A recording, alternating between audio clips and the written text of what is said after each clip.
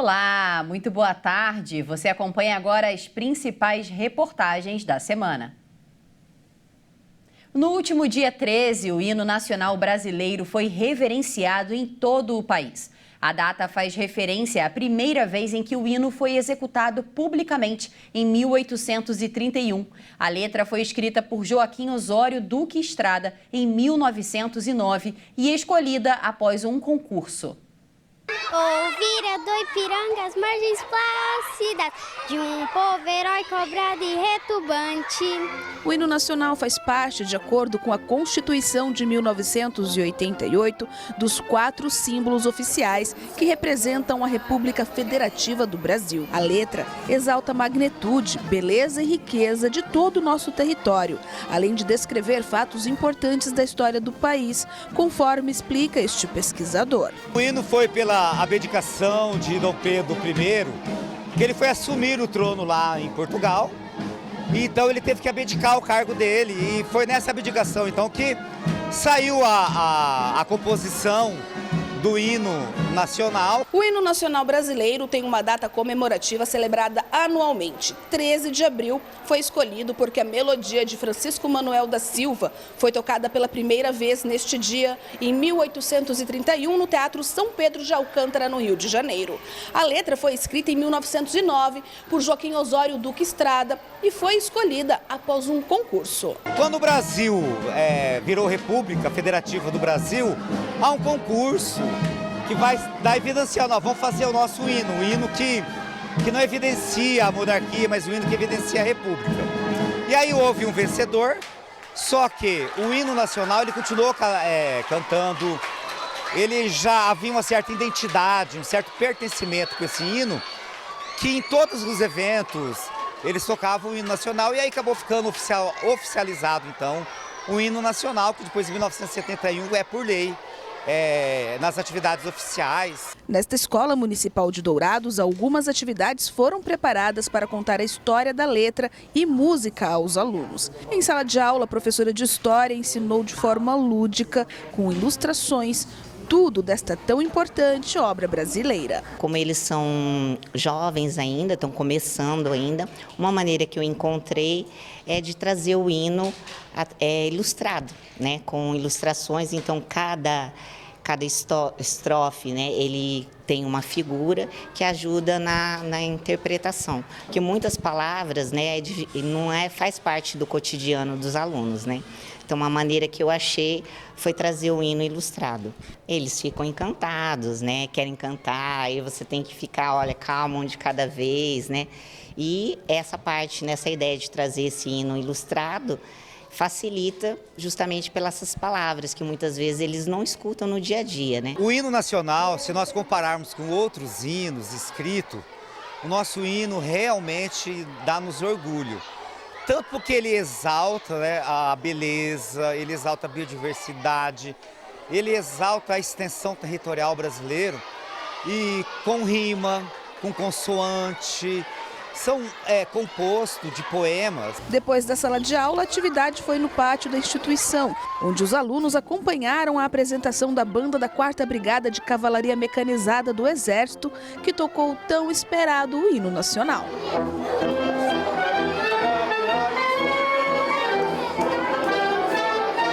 E as crianças ficaram extremamente entusiasmadas. E mesmo sendo considerado desrespeito, de acordo com a Lei 5.700, do dia 1º de setembro de 1971, aplaudiram a apresentação após o hino. A lei de 1971, ela estava assim que não podia bater palma, que é um desrespeito ao hino. Mas nós, brasileiros, nós sentimos como se fosse um acolhimento em vez de um desrespeito, porque é natural do brasileiro, quando ele gosta de uma atração, ele agradecer com as palmas. E não é só aqui em Dourados, é em todos os lugares brasileiros. Nós somos acolhedores com as nossas palmas. O Instituto Brasileiro de Geografia e Estatística começou a vender nessa semana o Mapa Mundi com o Brasil no centro do mundo. Os responsáveis pelo Instituto ignoraram várias críticas feitas pelo trabalho com caráter até político na confecção. O Instituto Brasileiro de Geografia e Estatística começou a vender nesta semana o Mapa Mundi com o Brasil no centro do mundo. Segundo o Instituto, o lançamento foi um grande sucesso na 9ª edição do Atlas Geográfico Escolar, durante um evento na Casa G20, no Rio de Janeiro. Por isso, o órgão passou a receber pedidos e consultas sobre a disponibilidade do mapa. A projeção tem a marcação dos países que compõem o G20 e dos que possuem representação diplomática brasileira, além de informações básicas sobre o país, como população, área, entre outros dados. O mapa estará disponível para venda no formato A3 pelo valor de R$10, além do custo do frete. A cidade do Rio de Janeiro irá sediar em novembro deste ano a cúpula dos chefes do G20, que reúne os países com as maiores economias para discutir iniciativas econômicas, políticas e sociais. E de acordo com o IBGE, o mapa é uma oportunidade de mostrar uma forma singular do Brasil ser visto pelo grupo e o restante do planeta. A criação, no entanto, despertou polêmica nas redes sociais, atraindo críticas e elogios, onde os internautas passaram a discutir temas como cartografia, geopolítica e patriotismo. A nova edição do Atlas Geográfico Escolar, além de atualizada em seu volume impresso, contará com versão digital no portal do Instituto, com inovações na forma de apresentação. A publicação reúne dados sobre clima, vegetação, uso da terra, divisão política e regional, características demográficas, indicadores sociais, espaço econômico e das redes, além de diversidade ambiental do Brasil e de mais 180 países. A informação divulgada por alguns veículos de comunicação que docentes do Estado seriam substituídos pela inteligência artificial na produção de aulas digitais foi desmentida pelo governador do Estado de São Paulo. Acompanhe. Em nota enviada ao jornalismo da RIT, o governo de São Paulo reiterou que não procede a informação de que os professores serão substituídos pelo ChatGPT. A Secretaria da Educação do Estado informou que planeja implementar um projeto piloto para incluir, sim, a inteligência artificial, mas como uma das etapas do processo de atualização e aprimoramento de aulas do terceiro bimestre dos anos finais do ensino fundamental e do ensino médio das escolas estaduais. Mas também, segundo a nota, esse processo ainda será testado e passará por todas as etapas de validação para que seja avaliada a possível implementação. E aí, como é que vai funcionar? As aulas que já foram produzidas por um professor curriculista e que já estão em uso na rede vão ser aprimoradas pela inteligência artificial com novas propostas de atividades, exemplos de aplicação prática do conhecimento, entre outros aprimoramentos. A pasta explicou que, depois disso, esse conteúdo será avaliado e editado por professores curriculistas, passará por revisão de direitos autorais e também intervenções de design. E aí, somente se essa aula estiver mesmo de acordo com os padrões pedagógicos, é que será implementada. Depois dessa polêmica sobre o tema, Tarcísio de Freitas defendeu que o trabalho do professor é insubstituível, porque, nas palavras do governador, o docente é vocacionado, é apaixonado. Portanto, só ele vai ministrar com entusiasmo. Atualmente, a Secretaria da Educação de São Paulo conta com um time de cerca de 90 professores curriculistas. A decisão de usar o ChatGPT foi do secretário Renato Feder para agilizar a produção do material didático usado pelos 3,5 milhões de alunos da rede estadual paulista. No Mato Grosso do Sul, os 100 anos de história do maior asilo estão retratados no livro das escritoras Melissa Tamaciro e Silvia Sesco. A obra, que está estruturada em crônicas e contos, foi lançada em Campo Grande. Amorevoleza. Este é o nome estampado na capa do livro, feito em comemoração aos 100 anos do Asilo São João Bosco. Amorevoleza era uma palavra muito usada por Dom Bosco.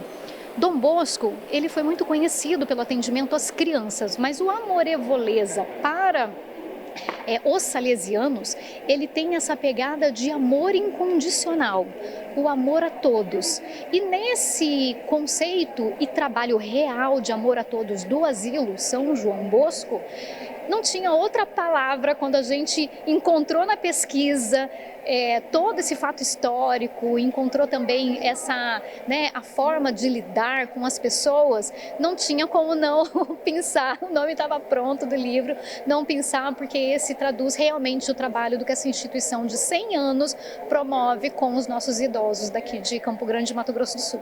E sabe quem veio para a festa de lançamento do livro? A dona Leci, de 79 anos, que mora no asilo já faz 11 meses e fala para a gente das histórias que saem de lá todos os dias. Cada um tem um caso para contar, da experiência que a gente adquire, né? O seu Jorge também comenta sobre as trocas de experiências que existem lá. Tem uns que aumentam um pouquinho o teor da história. Quem conta um conto aumenta um ponto? Aumenta um ponto. Quem conta um conto aumenta um ponto? Pois é, o livro tem um pouquinho disso aí, dessa brincadeira entre o que é história e o que é história. Um croniconto. O que é um croniconto? A gente usa a verdade e, baseada na verdade, nos fatos históricos, a gente constrói o desenlaçar dos personagens. Bernardo Franco Baís, o padre Dom Aquino Correia, enfim, tem muitos personagens reais, com passagens reais, mas com uma pitadinha ali, um temperinho de falas que, lógico, a gente não ia ter essas falas, que elas foram construídas nesse formato de croniconto que rendeu o livro Amorevolaise. A Cléo é superintendente do asilo e comenta que o livro é uma realização sem tamanho. A realização de um sonho. O nosso presidente, o senhor Gersino, desde que eu comecei a trabalhar no asilo como superintendente, ele sempre levantava esse assunto.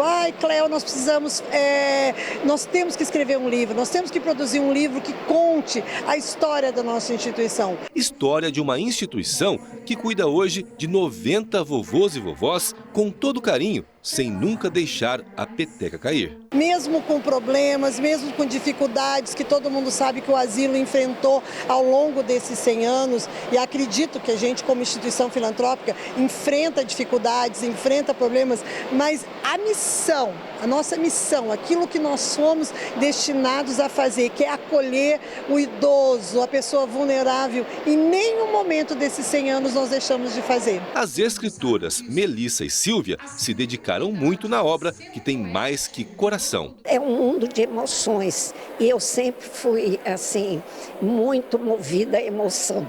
Então, é isso que aconteceu. Eu fiquei sempre em estado de emoção o tempo todo. Seu coração está dentro do livro? Dentro, coração, alma, tudo. A Silvia comenta que foi convidada para participar do trabalho. Eu a conheci enquanto secretária municipal de cultura e sabia de um certo gosto meu, uma certa potencialidade de escrever, que eu já tenho 10 livros publicados, tanto em crônica quanto em poesia. E ela confiou no meu trabalho e trabalhamos juntos. Na verdade, a ideia foi toda da Melissa, viu? E será que a gente pode ouvir pelo menos um pedacinho, um spoiler de tantas histórias do livro? A história da morte do Bernardo Franco Baís. Foi verdadeira sim, mas muita ficção emotiva também. Então ficou uma história redondinha. A gente tem uma passagem no capítulo 7 e 8 que é muito fundamental.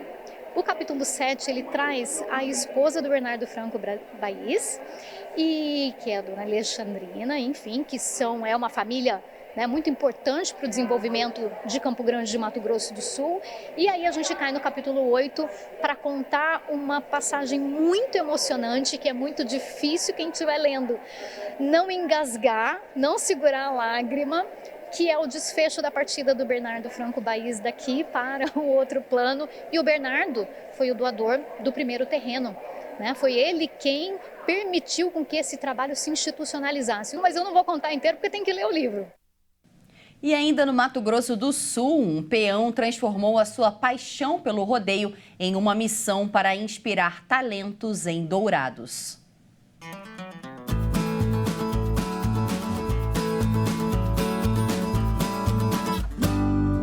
coragem, fé e pés firmes no chão do rodeio. Por trás dessas grades, sonhos e histórias se revelam, como a de Célio França, fundador da Associação dos Amigos Peões de Montaria, mais conhecida como Escolinha de Peões. O local pode ser simples, mas para os amantes do rodeio é um verdadeiro santuário. Uma paixão que Célio nutre desde a infância e que inspira outros a seguirem seus passos. Desde criança sempre morei no sítio, né, na região de Vicentina. Quando 7, 8 anos comecei a montar em bezerro, escondido dos pais, né, em bezerro de leiteira. E aos 13 anos participei de um rodeio profissional montando em cavalos, mas a experiência não foi muito boa. E aí voltei a montar nos bezerros de novo, nos finais de semana, escondido, quando o pai sabia que queria bater, e assim foi. Quando fiz 18 anos, eu falei, agora ninguém me segura. Aí comecei a ir para o rodeio profissional. Não tinha lugar para treinar, não tinha nenhuma base para ensinar para como montar num boi, passar uma corda, mas a paixão era demais e fomos até se tornar peão profissional, participar de vários rodeios. Em 98 montei no Barretos e foi assim que tudo começou. Criada em 1998, a associação surgiu da necessidade de atletas que, assim como Célio, não tinham espaço para treinar. Uma área foi cedida provisoriamente pelo governo do estado, o que garantiu que mais de 40 alunos pudessem se preparar para as competições, ultrapassando as fronteiras de Mato Grosso do Sul. Hoje já temos 2 campeões mundial do Mato Grosso do Sul. E tem vários meninos do Mato Grosso do Sul se destacando para fora. Tem uns meninos que saiu daqui da associação, se destacou no estado de São Paulo. Uma das grandes apostas da escolinha é o atleta Guilherme Verão, que vem se destacando em competições estaduais, participações em rodeios nacionais e se prepara para representar Mato Grosso do Sul nos Estados Unidos. A escolinha foi tudo para mim, a associação para mim foi tudo. Hoje, se tem um peão em Dourados, se hoje eu consegui ganhar alguma coisa do rodeio, foi através da escolinha. Fui campeão da etapa da Liga Nacional em Itaquiraí, foi onde eu consegui a vaga para o Barretos e ganhei o rodeio de Itaporã, que meu sonho era ganhar um rodeio perto de casa, eu consegui ganhar um rodeio em Itaporã e foi um sonho para mim. Ano passado eu consegui ganhar a segunda aqui na minha cidade. Entrei no maior campeonato do Brasil hoje, que é o Rancho Primavera, e consegui fazer umas boas montarias lá. Fui no Barretos, né? Então para mim hoje, aqui no Brasil, eu sou realizado. Mas apesar da importância social, a escolinha ainda não tem uma área própria, o que coloca em risco um trabalho desenvolvido há mais de 25 anos em Dourados. A associação não pode fazer muita coisa, a gente queria colocar areia na arena inteira, entendeu? Para evitar lesão, a gente não consegue, a gente não tem incentivo de nenhum político, nenhuma empresa. Então eu vejo o sonho que eu tenho é a gente conseguir uma área para a gente melhorar a infraestrutura para os meninos que estão vindo.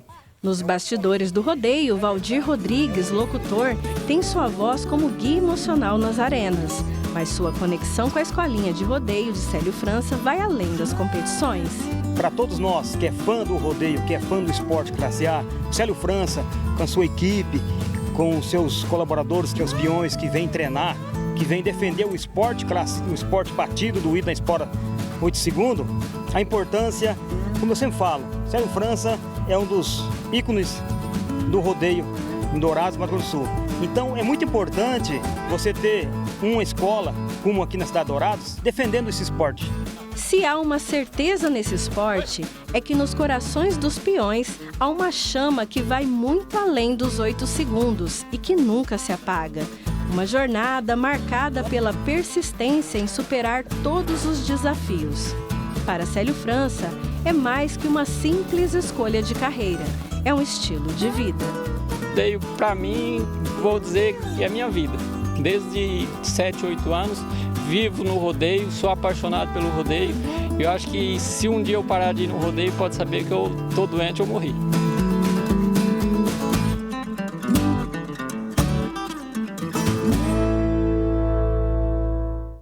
E veja a seguir Homem é levado morto à agência bancária no Rio de Janeiro para fazer empréstimo. Caso choca o mundo.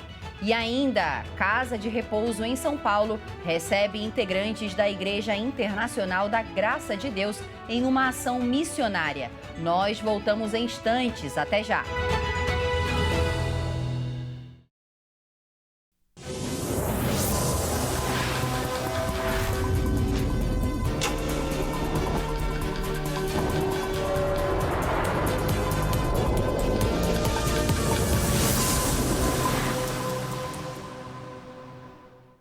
Na Bahia, várias cidades já receberam um imunizante contra a dengue para crianças de 10 a 14 anos de idade. A vacinação contra a dengue já está disponível nos postos de saúde do país. Na quinta-feira, a Câmara Técnica de Imunizações do Ministério da Saúde liberou a imunização das vacinas com vencimento próximo até o dia 30 de abril no SUS.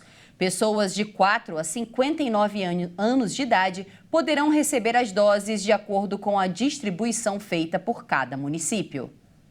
A vacinação contra a dengue está disponível em Teixeira de Freitas e diversas outras cidades do estado da Bahia e do país. Nesse primeiro momento, estão sendo vacinadas crianças e adolescentes entre 10 e 14 anos, faixa etária que concentra o maior número de hospitalização por dengue. Foram mais de 16 mil de janeiro de 2019 a novembro de 2023. Sabendo da importância da vacina na vida dos filhos, o promotor de vendas Carlos Augusto aproveitou o dia D da vacinação no último sábado, para levar o Pedro Gabriel, de 13 anos, e o João Felipe, de 10. Nós estamos vendo um caso muito agressivo com dengue, né? E alguns até levando à morte. Então, assim, a vacina é muito importante, né? Para o bem-estar das pessoas, das crianças principalmente, né? O Pedro achou o processo de vacinação bem tranquilo e dá o recado. É muito melhor eles virem para tomar vacina do que ficar sofrendo em um hospital, né? Então, é muito bom a gente vir cuidar da nossa saúde e nos proteger. O público-alvo inicial da ação consiste em pessoas de 10 anos a 14 anos, 11 meses e 29 dias que não tiveram dengue nos últimos 6 meses. Quem já sofreu com uma das arboviroses, mas ainda não pode tomar a vacina contra a dengue, fica na expectativa de que seja liberada logo para outras faixas etárias. Dona Cleida e Marina têm apostado em outras formas de proteção, enquanto a dose do imunizante não chega para elas. Usar repelente, né? E preocupar com pratinho de planta, né? Evitar deixar a água parada. Ter esses cuidados, porque é o mínimo que a gente pode fazer, né? Porque a necessidade da saúde, a gente tem que, né, correr atrás, a gente fazer da nossa parte, né? Falou que está aqui em Teixeira turistando, mas ainda assim não deixa de cuidar. Não, com repelente, usando repelente, né? As unidades de saúde estão muito cheias, pelo menos em BH está muito cheia, e a gente tem que evitar. Quem não pegou, não deseja pegar e se cuide para não pegar, né? Você já tinha todos os cuidados antes? Como é que era essa relação com a questão dos mosquitos? Eu tinha um cuidado, porque no bairro onde eu moro, né, é limpo, né, assim, ao redor da casa, mas nem todo mundo cuida, né? Então, às vezes, não adianta você cuidar e seu vizinho do lado não cuidar, né? Ou outras pessoas não cuidar. Então, todo mundo tem que fazer parte, né? O processo de vacinação continua. Basta ir à unidade de saúde mais próxima de sua residência. Os menores precisam estar acompanhados pelos pais, responsáveis ou qualquer adulto maior de 18 anos. No momento da vacinação, caso apresente histórico de alergia, os menores vacinados precisam aguardar 30 minutos na unidade. Caso não apresente, 15 minutos. Uma história sombria e chocante foi destaque no noticiário do país essa semana. Uma mulher levou um homem morto em uma agência bancária do Rio de Janeiro para tentar fazer um empréstimo no nome dele. Cada dia, as estratégias de fraude surpreendem a muita gente. O Brasil se deparou com uma situação inusitada, mesmo diante de vários crimes que ocorrem diariamente. Uma mulher levou um homem morto numa cadeira de rodas para sacar um empréstimo de R$17 mil em um banco em Bangu, na zona oeste do Rio de Janeiro. Érica de Souza Vieira Nunes foi presa em flagrante por tentativa de furto mediante fraude e desvalorização e rebaixamento do cadáver. Érica disse ser sobrinha e cuidadora de Paulo Roberto Braga, de 68 anos, e tentou sacar R$17 mil na agência bancária. Para isso, Paulo deveria assinar a documentação. O SAMU e a delegacia afirmaram que o idoso já estava morto há algumas horas. Também destacaram que as testemunhas do fato pensaram que o homem estava passando mal devido à aparência. Então, acionaram assim o serviço de urgência. Nas imagens, o idoso está numa cadeira de rodas e Érica tenta a todo momento manter a cabeça dele firme. A mulher chega a levar o braço direito do idoso à mesa, a fim de assinar o documento. Durante a movimentação dentro da agência, os bancários passaram a gravar o atendimento quando desconfiaram do estado de Paulo e chamaram assim a polícia. A advogada do caso alegou que os fatos foram narrados de forma distorcida e que a cliente dela também é uma vítima e reforçou que Paulo morreu dentro da agência, contestando assim a versão dos seguranças. E de contraponto, a Polícia Civil do Rio afirmou que sinais encontrados no corpo do idoso derrubam a versão da defesa da sobrinha. Eles pontuaram a existência de livros cadavéricos, que indicam que Paulo não teria morrido sentado. Esses livros são acúmulos de sangue decorrentes da interrupção da circulação e que, no caso dele, se acumularam na nuca, indicando que ele deve ter ido a óbito deitado e morrido pelo menos 2 horas antes do atendimento da equipe do SAMU na agência bancária. Se Paulo tivesse morrido no banco, haveria esses livros nas pernas e que ele estava na cadeira de rodas. Contudo, não encontraram nada nos membros inferiores. O delegado ainda tenta identificar o motorista de aplicativo que levou Érica e Paulo até o banco, a fim de chamá-lo para depor e entender quem colocou e como colocou o idoso no veículo. E nós mudamos de assunto para falar sobre um caso de esperança. Nos Estados Unidos, um paciente paralisado após sofrer uma lesão na medula espinhal voltou a andar após o tratamento com células-tronco. Acompanhe. O acidente que mudou a vida de Chris Barr aconteceu em fevereiro de 2017. O americano surfava em Ocean Beach, São Francisco, quando fraturou o pescoço em 8 lugares. Um médico na unidade disse: Sr. Barr, você tem uma lesão catastrófica no pescoço. Você está paralisado do pescoço para baixo e nem pode falar porque está entubado. Após a notícia, Chris fez um pedido à esposa.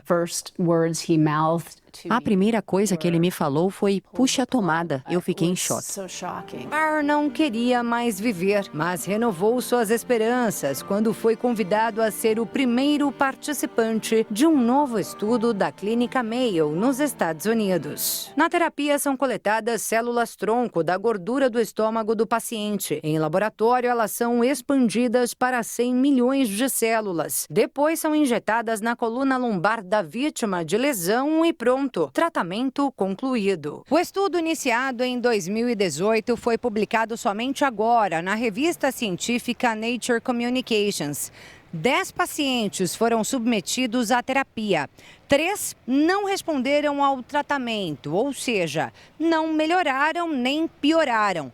Mas 7 apresentaram maior sensibilidade a picadas e toques leves e ainda aumento da força dos grupos motores musculares, entre eles o Chris, que inclusive voltou a andar. Em uma entrevista concedida há poucos dias ao programa americano Good Morning Amy, Barr disse que nunca sonhou com tamanha recuperação.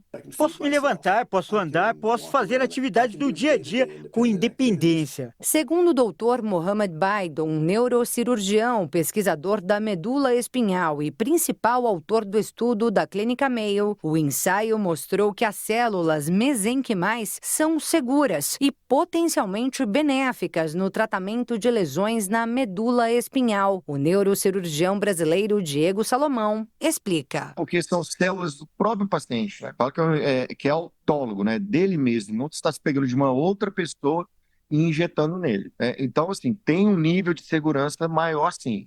E existe potencial benefício, né? Esse potencial a gente vai ver até quanto, assim, o grau de melhora mesmo, né? e quais tipos de pacientes vão melhorar realmente com isso. O autor do estudo afirma que as descobertas são um marco no campo da neurocirurgia e podem dar esperança aos pacientes com lesão medular. Mas o doutor Diego pondera. Alinhar a expectativa, controlar, às vezes, familiares de pacientes que veem esse estudo e acham que isso aí é realmente a bala de prata, a salvação dos lesados medulares. Precisa ter parcimônia nesse pensamento, né? Tem o potencial? Tem potencial, mas é melhor aguardar ainda. É que o estudo ainda está em sua primeira fase. Segundo o neurologista, há um longo caminho pela frente até que se possa garantir que o tratamento é mesmo promissor. Para Chris Barr, foi. E ainda pode melhorar. O americano diz que a cada dia fica mais independente e consegue andar mais rápido. Eu simplesmente estou emocionado por haver pessoas tomando medidas ousadas para tentar fazer pesquisas para curar isso. Foi um caminho difícil e ainda não acabou.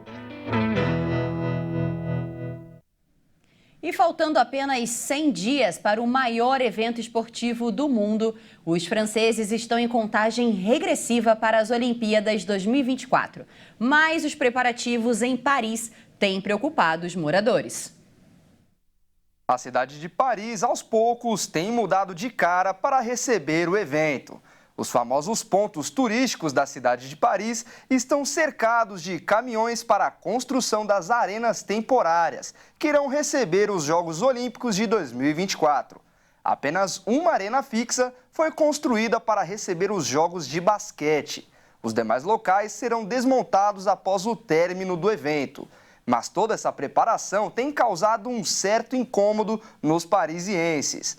Os moradores da capital francesa estão reclamando do transporte público. Com a chegada das Olimpíadas em Paris, os transportes vão estar lotados nos dias de competição, o que pode causar também engarrafamentos por toda a cidade.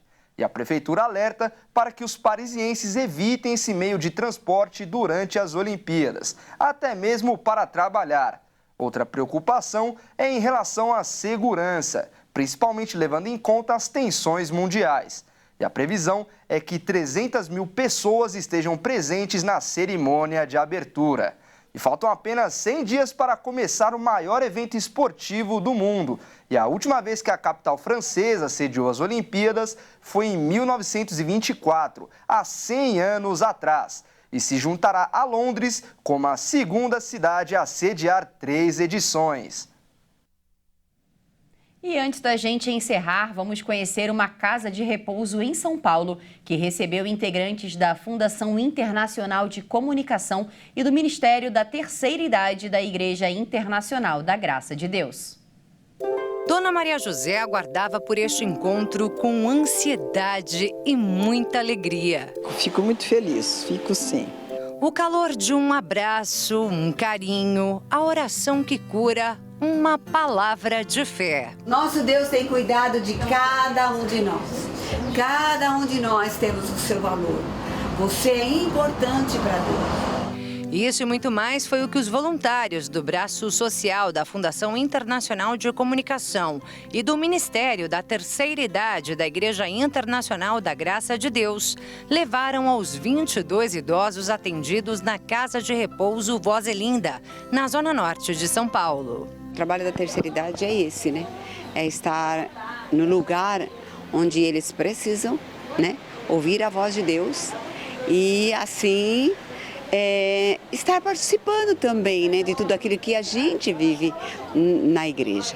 E é importante, eles ficam tão felizes, né, mãe? Isso é maravilhoso. Quando você precisa de algo, vai com Deus. Ele diz que aquele que busca, encontra. E aquele que bate, a porta se abre. E a preparação para ir até o lar começa bem antes, na sede da Igreja Internacional da Graça de Deus em São Paulo, onde chegam essas doações que seguem para várias instituições. Hoje, para a Casa da Vozelinda, foram separados aqui 155 quilos de alimentos, cerca de 400 peças de roupas e calçados, itens de higiene, fraldas geriátrica e, claro, a palavra de Deus, que chega por meio dessas Bíblias Sagradas e outros livros de fé.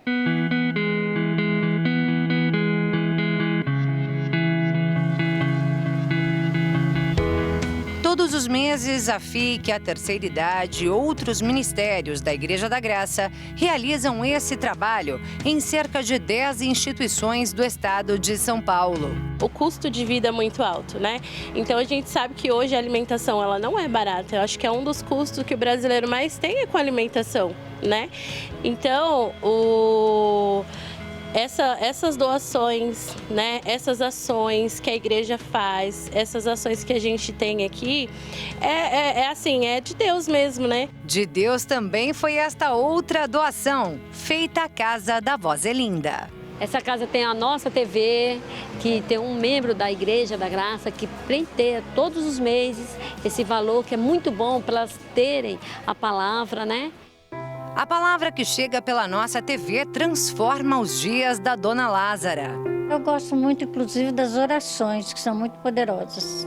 É o poder de Deus que nesta data chegou até ela não só pela televisão, mas pela intercessão das voluntárias desta ação missionária. Senhor amado, em nome de Jesus, que haja poder de Deus sobre a vida da Dona Lázara. Que a unção do Espírito Santo venha sobre a vida dela, curando e libertando.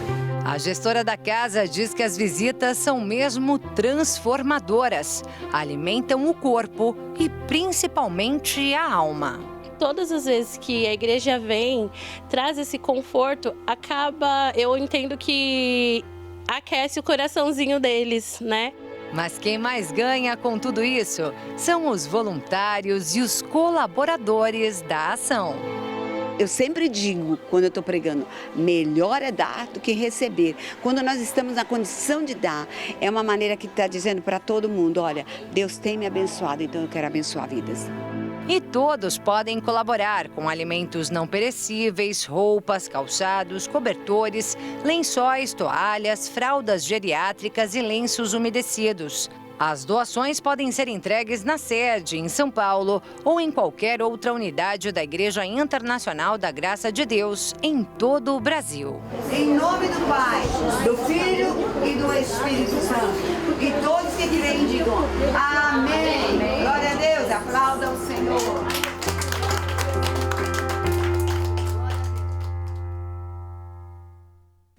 E é com essa linda mensagem que nós encerramos o jornal de hoje. Se você quiser rever alguma das nossas reportagens, é só acessar o nosso canal Hit Notícias no YouTube. Muito obrigada pela sua companhia. Tchau!